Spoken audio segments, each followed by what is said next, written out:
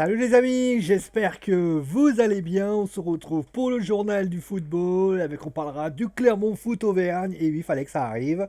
Jean-Michel Aulas qui charge Juninho pour terminer avec Hatem Ben Arfa.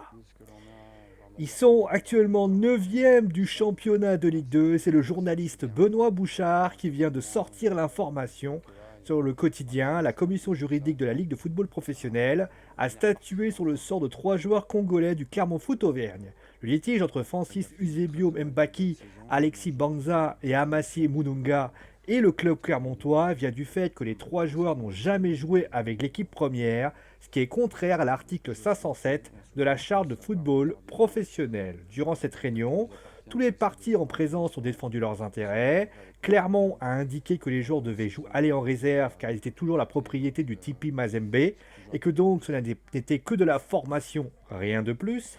D'ailleurs, le TP Mazembe a confirmé cela par un courrier indiquant qu'ils avaient 50 contrats, dont 2 en prêt du côté de Clermont.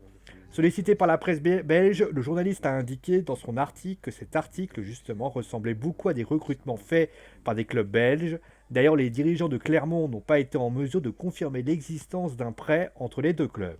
Une négociation a eu lieu et une rupture de contrat aurait été proposée avec des indemnités. Si cela ne se fait pas, Clermont devra les réintégrer dans le groupe professionnel.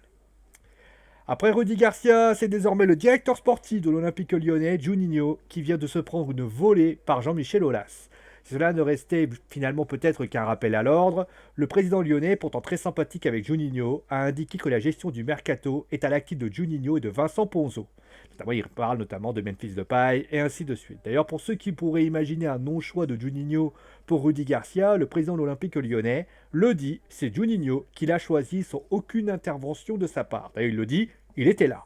Si la sortie peut paraître étonnante, elle peut se justifier par le début de saison difficile de son club. En effet, l'OL est 14e de Ligue 1, loin des ambitions du club. Libre de son contrat avec Valladolid, Hatem Ben Arfa peut donc décider de signer où il le souhaite, et justement, un club se serait positionné sur le joueur français.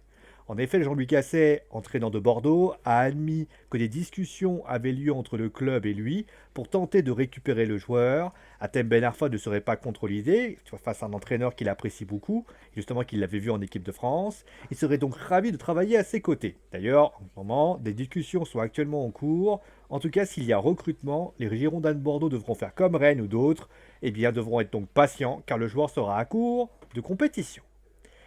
C'est désormais la fin de ce journal du football. J'espère que l'émission vous a plu. En tout cas, portez-vous bien. Gros bisous tout le monde et à très vite.